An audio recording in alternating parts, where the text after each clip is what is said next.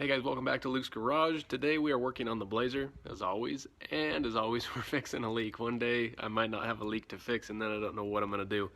But today we have a leak on the power steering pump, and I'm hoping for an easy fix. It seems to be very light, and because this truck has sat for a while, I'm hoping that I can just pour in some stop leak and hopefully that will seal it up. So this is just a test of this product to see if it will actually stop the leak on this power steering pump and see how well it works for $5. The first thing you do before you use this product is verify that you have a leak, and if you come down under my truck, it's pretty easy to tell. This has been sitting here for a few days, but it's definitely leaking. And I've also got the telltale sign in my driveway, which I'll have to clean up later, but we'll crawl under the truck and see where this thing's leaking. I looked earlier and it was leaking off of these recirc hoses. I cleaned it up, but it might be low enough on fluid now that it's not leaking. So what we'll do is dump in that treatment and see in a few days if it stops this leak. Now we need to find the power steering pump and the reservoir, which on this Chevy 350 it is this guy right here, and we will remove this cap,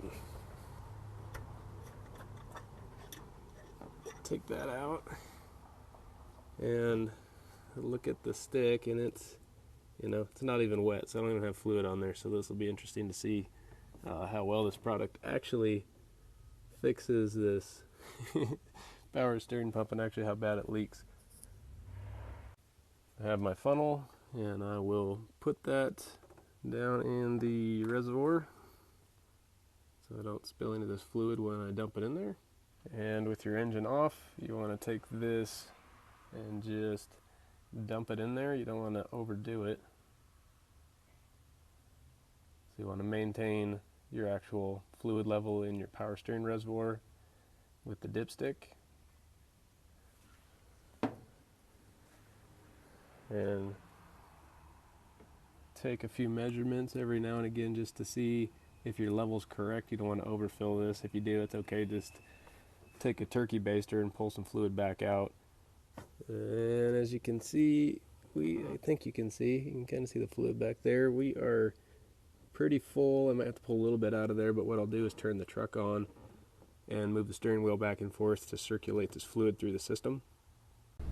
Once the truck is started, you want to put it in gear, and then you want to slowly work your wheel lock to lock, and what you're doing is forcing that fluid into the power steering system.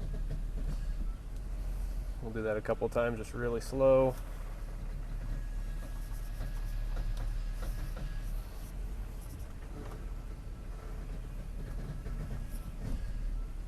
We'll bring it back to center, wherever center's at. Close enough, and I will put this back in park and then turn this off, and we'll go check the level on our reservoir.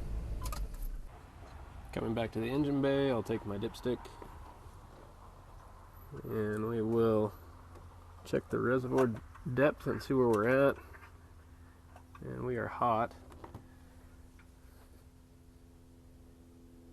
and it looks pretty close to where I want it. I'm right at hot level. So what I'll do now is put this dipstick and cap back on, seal that up, and let it sit for a few days, and we will throw some cardboard under it and see if it's still leaking. I've had my truck sitting for 3 days now, and as you can see, no leaks. So if this changes, I'll update you guys, but as of now, that stop leak actually works.